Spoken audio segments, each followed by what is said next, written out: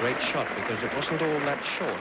252 for 2 is a very, very good day for England in this second Test match.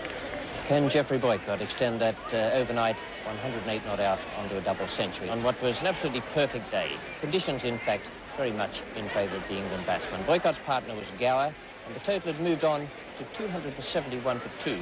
Boycott was 115, and here's Bracewell coming in to bowl at him now.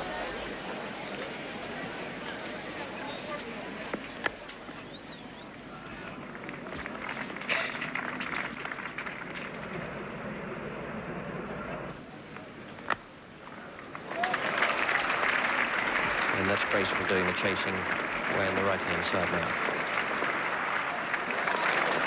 And a great save. They'll still pick up their 4 runs, but it was a super piece of fielding.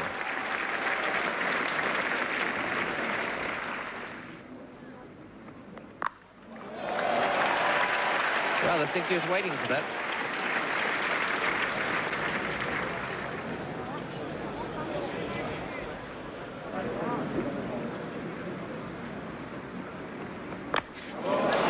It should be out. Richard Hadley's getting under it to make sure.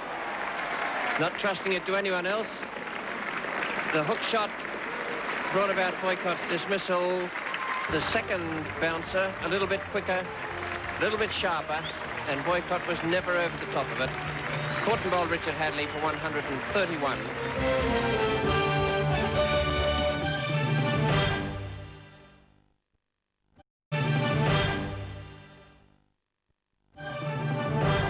With England 3 for 301, new batsman Brearley faces Hadley.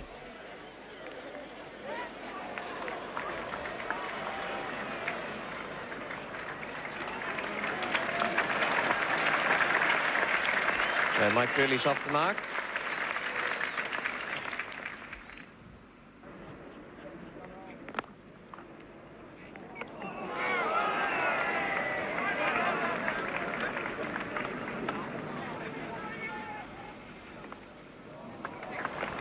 Graceful again, but I don't think he's got much chance of getting that. Very fine deflection. Cairns and pavilion end. That's a bit more like the old Brearley. Exquisitely timed cover drive over pitch ball, and that I'm sure will do him a power of good.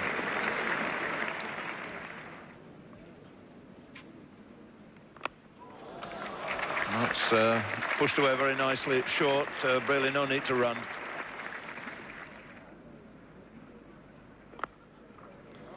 Has found the gap all right this time.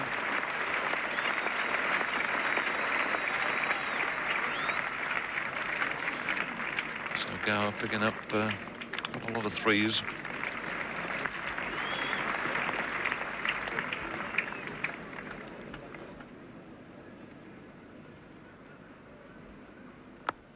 That's in the air, and it's caught, and David Gower goes for 46. Stephen Bock picking up his wicket.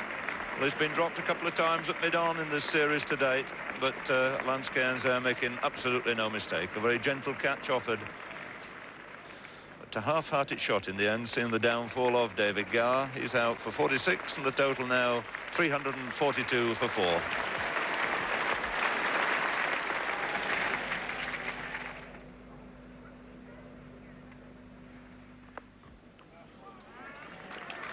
And nice to get off the mark first ball. Tucked it away very nicely for a single.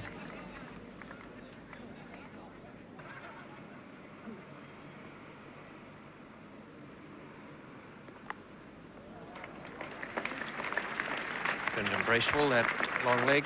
He's had a very good day in the field. Bracewell, 2 marvellous saves. Away at long leg on the other side of the ground. A single to both and brings up the 350.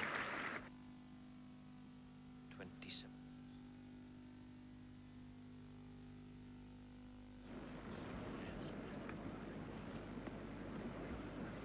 Stephen Bock now to Botham.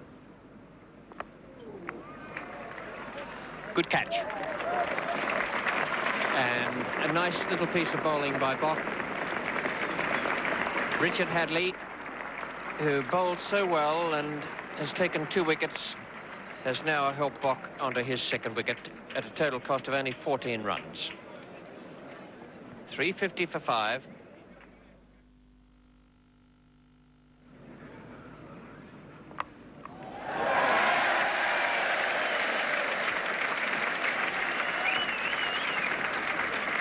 And quite deservedly that got a cheer. It was a beautiful stroke.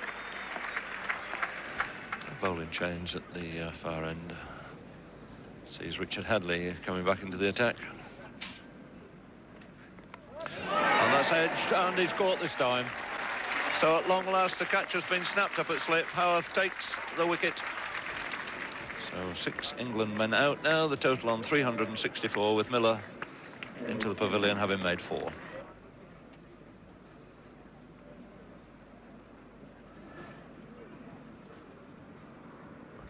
Hadley now to Edmonds. Well, that's a good spirited start. Short one, he's had a waft at it, didn't really middle it, but picks up a run.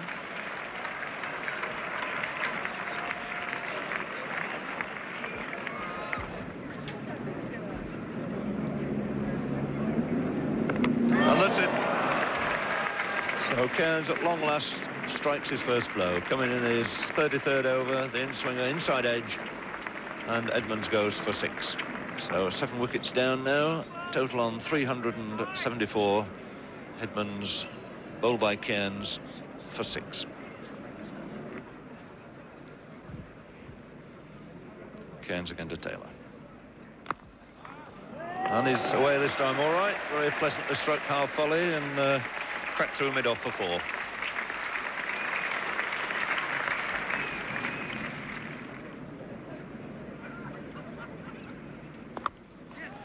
That's a good shot. That'll raise through for 4 all right.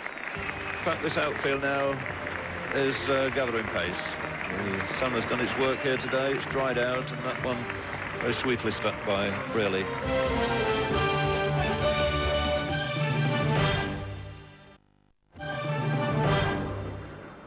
With England 7 for 401, Captain Burgess takes the 3rd new ball as soon as it becomes due. Strike bowler Richard Hadley is given the opportunity to finish off the England innings. He bowls to England captain Mike BREARLEY.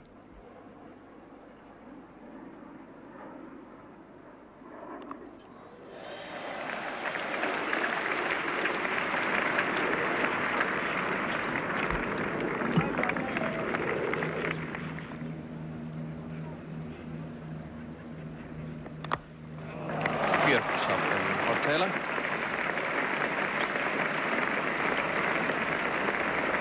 Nicely timed, middled it perfectly.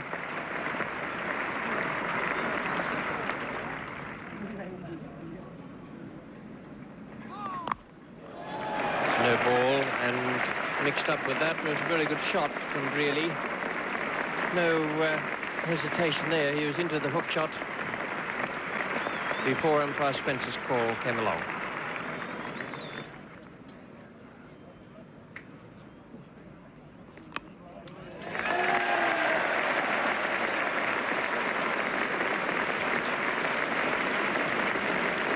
And he has every right to smile too, because it's quite a good little comeback innings for the England captain. Played some good shots, also struggled, as one tends to do, and there's some nice feeling from the dressing room there.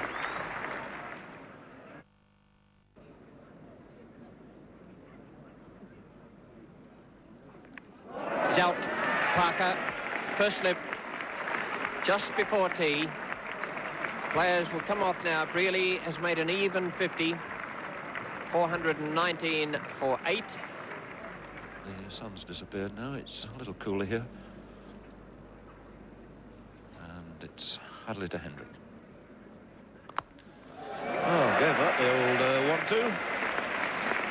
Couldn't say it was exactly close to the pitch of the ball, but it shows you what a good eye and a good swing of the bat can do.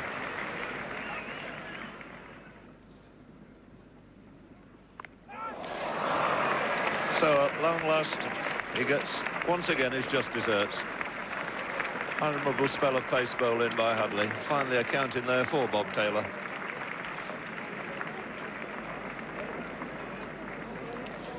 Taylor drawing away here, you'll see, trying to chop it away through the slip area. Succeeded only in edging it onto the off stump.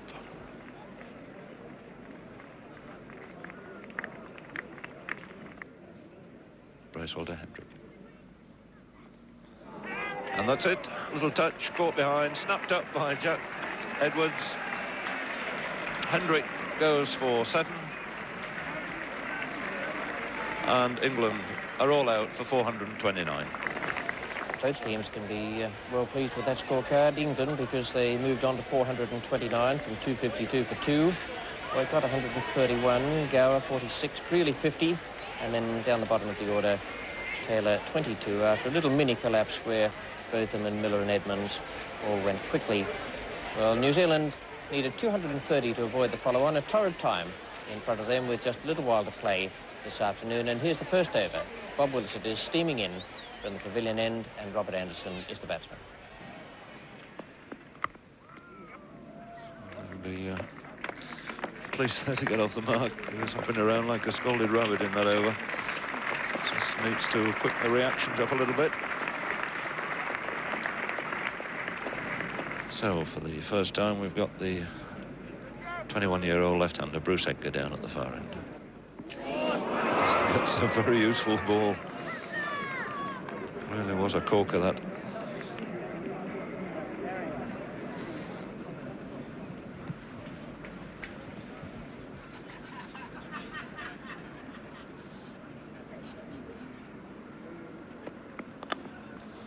That's a nice shot. Gets Edgar away, tucked it very comfortably off his legs.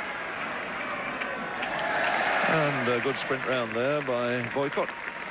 A long way to go. He was very fine at long leg, picking that up square, and Edgar gets nicely away with 3 runs. 1 to Anderson, 3 to Edgar. The England players have hustled into their positions.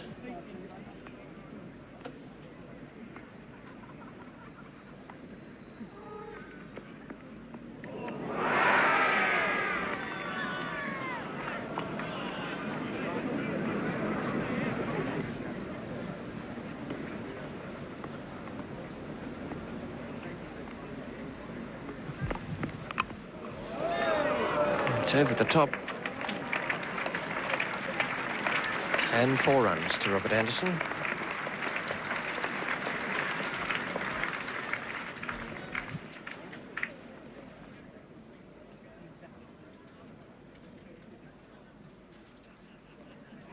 And Edgar was waiting, and it brought a little hesitation from umpire Spencer.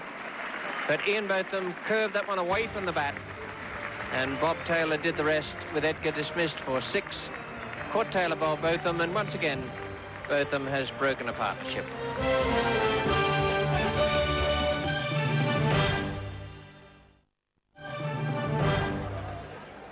New Zealand is 1 for 27 as Ian Botham bowls to Anderson.